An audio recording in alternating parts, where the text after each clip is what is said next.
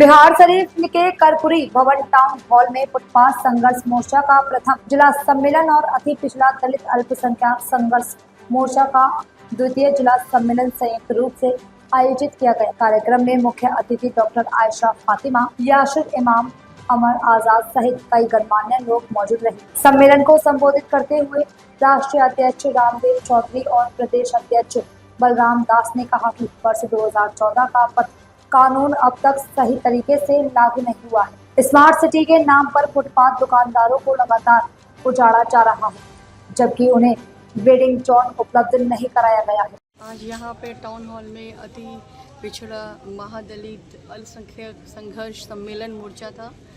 इस मोर्चा के अंतर्गत जो भी अति पिछड़ा पे, अल्पसंख्यक पे, पिछड़ा पे, दलित और महादलित जाति के साथ भेदभाव किया जा रहा है, सरकार की उन पे नज़र नहीं है, लोग बहुत ज़्यादा परेशान हैं। इस संघर्ष सम्मेलन में मैं यहाँ पे आकर के लोगों के बीच उनकी बातों को सुना, उनकी सारी बातों को जाना और उनकी जो प्रॉब्लम्स है उसको सुना।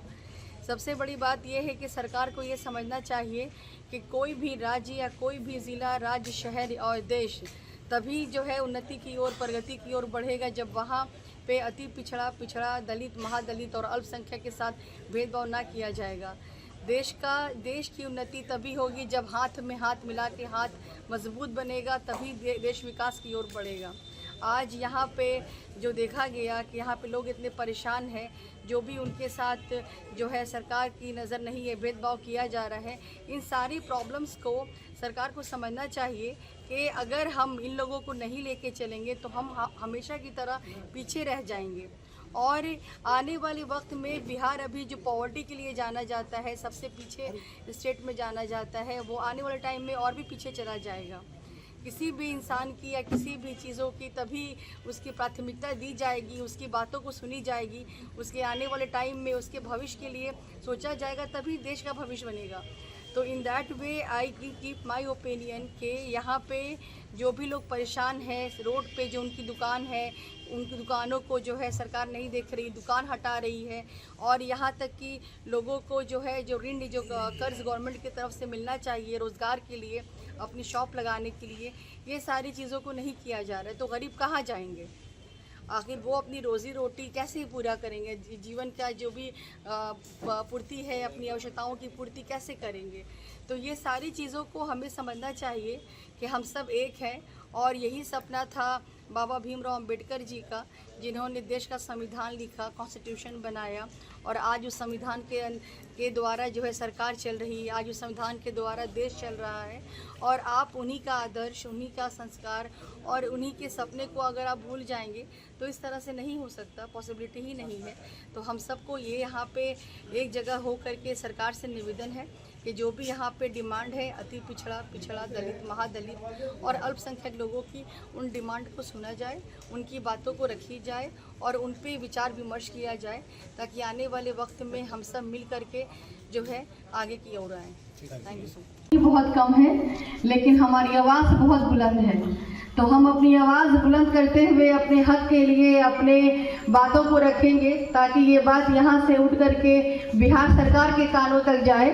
और जो भेदभाव किया जा रहा है दलित, महादलित, अल्पसंख्यक लोगों के साथ, पिछड़ा लोगों के साथ, वो भेदभाव को ख़त्म किया जाए। और हर इंसान को जीवन में जीने का पूरा हक है। आपकी जो भी डिमांड्स हैं, आपके जो भी राइट्स हैं, वो राइट और डिमांड गवर्नमेंट को पूरी करनी चाहिए, क्योंकि कोई भी राज्य की तब्दीली या उन्नति तभी होती है जब वहाँ का रहने वाला लोग खुश होता है, उसकी भरण पोषण होती है। तो भरण पोषण के लिए आपकी जो हमारी शॉप्स को छीना जा रहा है, फुटपाथ से हटाया जा रहा है और हटा करके रोजगार को बंद किया जा रहा है, तो इस तरह से भुखमरी फैलेगी और इस तरह से महामारी फैलेगी। सरकार को ये समझना चाहिए कि अगर आप किसी को हटा रहे हैं तो उसको पहले एक जगह मुहैया कराया जाए, एक जगह उनको बना के ऐसी जगह दी जाए जहां से वो अपना काम शुरू कर सके।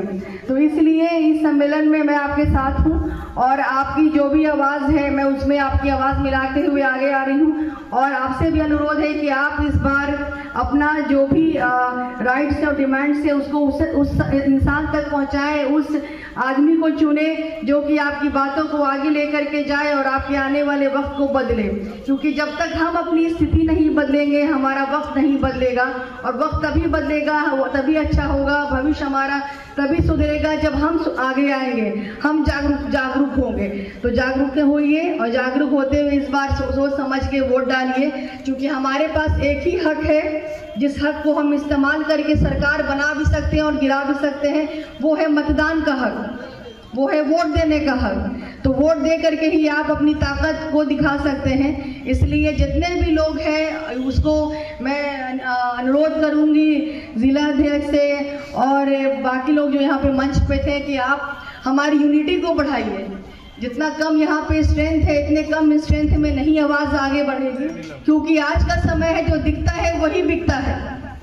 जब तक हम यहाँ से दिखेंगे नहीं तो हमारी बात वहाँ तक कैसे पहुँचेगी और किसी के कानों पे कैसे असर करेगी। इसलिए आगे जो भी प्रोग्राम हो उसमें हमें एकजुट होने की ज़रूरत है, और सबका साथ सबका विकास तभी होगा जब हम सब एक साथ होंगे। तो एक साथ होने की बहुत ज़रूरत है। Thank you so much. Thank you.